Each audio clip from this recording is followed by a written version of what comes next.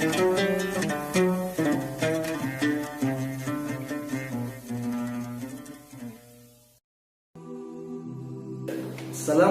warahmatullahi wabarakatuh.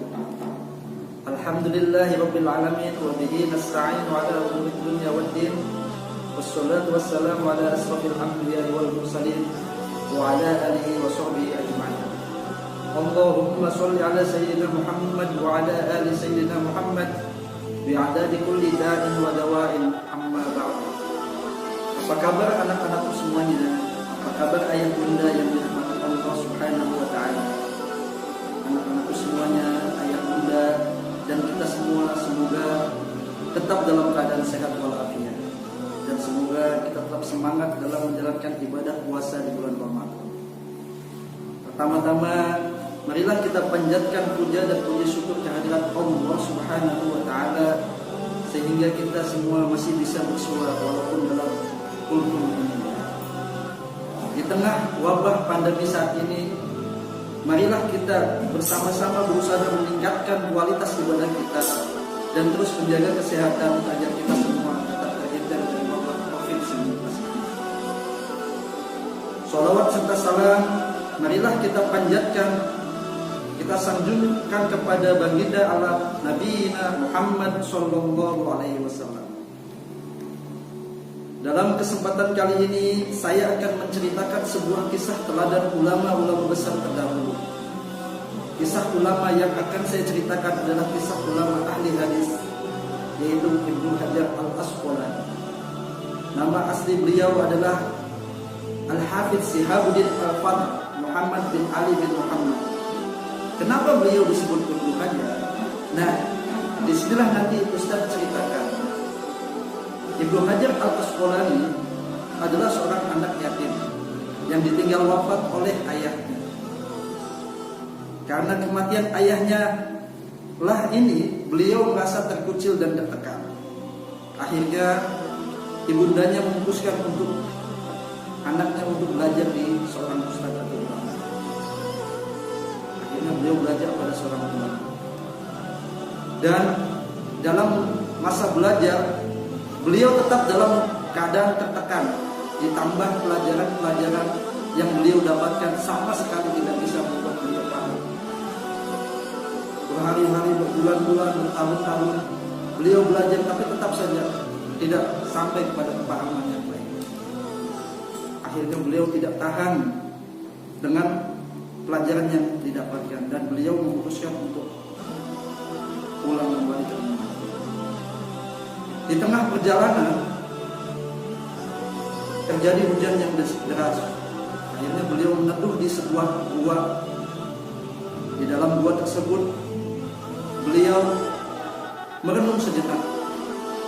Dalam renungannya tiba-tiba terdengar suara air menetes. Beliau penasaran dengan suara air tersebut. Kemudian masuk ke dalam gua yang lebih dalam. Setelah dilihat, ternyata di situ ada air yang sedang menetes di batu yang sangat besar. Dan batu itu berlubang dengan tetesan air yang sangat kecil sekali.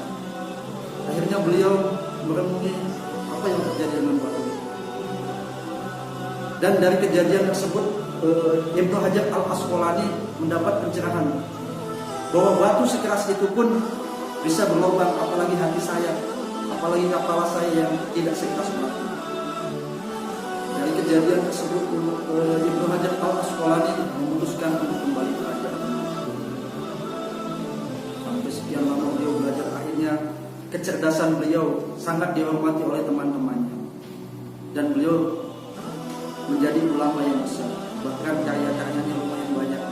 Ada kitab Fathul Bari yang kita kenal, Bulughul Maram, dan masih banyak lagi. Tidak kurang dari 400 kitab dari berbagai masalah agama yang beliau tulis. Nah, dari kisah Ibnu Hajar Al-Asqalani ini kita bisa mengambil kisah tersebut bahwa syarat mencari ilmu ada 6. Sebagaimana dalam kitab Ta'limul Muta'allim, "Ala la tanalul ilma illa bisittatin sa'umbika 'am majmu'iha bibayanin."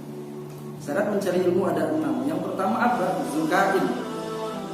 Zukain itu artinya cerdas, bahwa manusia mencari ilmu harus dibekali dengan kecerdasan. Nah, kenapa ketika belajar ada siswa yang sulit belajarnya, itu bukan berarti anak siswa tersebut tidak bisa atau bodoh, bukan. Tapi karena bagaimana dia tekun dalam belajar atau tidak. Yang kedua, wahirsin. Wahirsin artinya semangat. Semangat dalam belajar itu yang paling penting.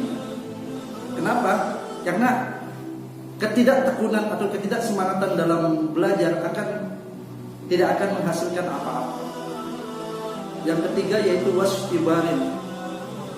Wastibarin artinya sabar dalam menuntut ilmu. Tabah dalam menghadapi cobaan, menghadapi ujian ketika belajar, dan lain sebagainya. Yang keempat yaitu bulgotun atau bulgotin. Artinya ada biaya. Jadi dalam belajar itu perlu ada biaya.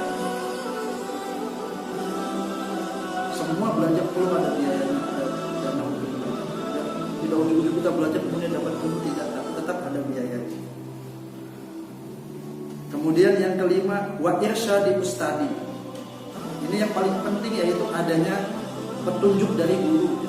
Walaupun dalam keadaan saat ini banyak internet, kita bisa mengambil ilmu dari internet yang banyak, tetapi tetap petunjuk dari guru adalah paling penting ya. Dan yang terakhir adalah waktu li zamani. Artinya belajar dengan waktu yang lama. Sebagaimana ibu baca pas sekolah tadi yang belajar dengan sangat lama sekali dan akhirnya berhasil menjadi seorang ulama besar. Baiklah, mungkin cukup sekian kultum dari Ustaz. Semoga apa yang Ustaz sampaikan bisa bermanfaat untuk Ananda semuanya, bisa menjadi bekal ibadah dan bekal menuntut ilmu. Billahi taufiq wal hidayah. Assalamualaikum warahmatullahi wabarakatuh.